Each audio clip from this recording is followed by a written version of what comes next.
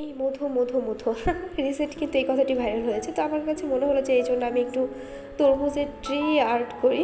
হ্যাঁ, কাটা তরমুজ কিন্তু আর্ট করবো না, তো এই জন্য হচ্ছে ফার্স্ট আমি পেন্সিল নিয়ে নিয়েছি, পেন্সিল নিয়ে আমি হচ্ছে একটি খাতাও কিন্তু নিয়ে নিয়েছি।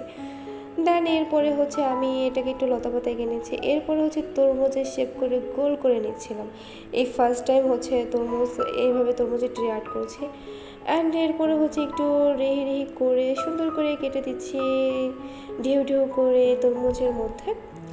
অ্যান্ড সেম তিনটাতেই কিন্তু দিয়ে দিতে হবে, না হয়তো সুন্দর লাগবে না। এরপরে হচ্ছে আমি একটি পেন নিয়ে নিয়েছি, আর পেন নিয়ে একটু ডট ডট দিয়ে দিচ্ছি, আর কিছুটা ঘাস পাতা এঁকে নিচ্ছি যাতে দেখতে একটু সুন্দর লাগে। হ্যাঁ, এরপরে হচ্ছে এটা একটু গাঢ় করে নিয়ে আমি কিছুটা পাতা আর্ট করে নেব। আর তরমুজের পাতাগুলো কিন্তু দেখতে কেমন যেন ছড়া বড়া হয়, মানে এটা একটার সাথে আরেকটা মিল হবে না, দেখতে কিন্তু একদমই আলাদা আলাদা টাইপের।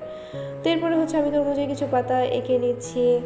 অ্যান্ড এরপরে হচ্ছে তরমুজের সাথে আমি কিছুটা এরকম লতাপাতা দেখেছি, আর এরকম কিছু তরমুজ মানে হওয়ার আগ মুহূর্ত মুকুল বলে সেটাও এঁকে নিয়েছিলাম দুইটা।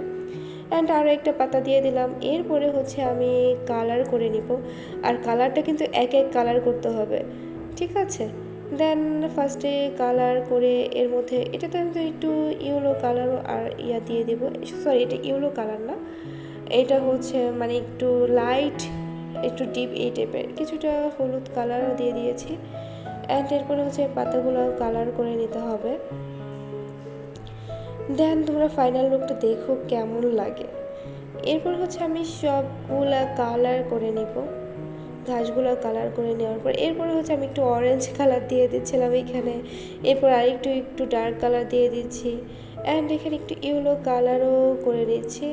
এই তো হয়ে গেল ফাইনাল। তোমরা কেমন হয়েছে জানাবে।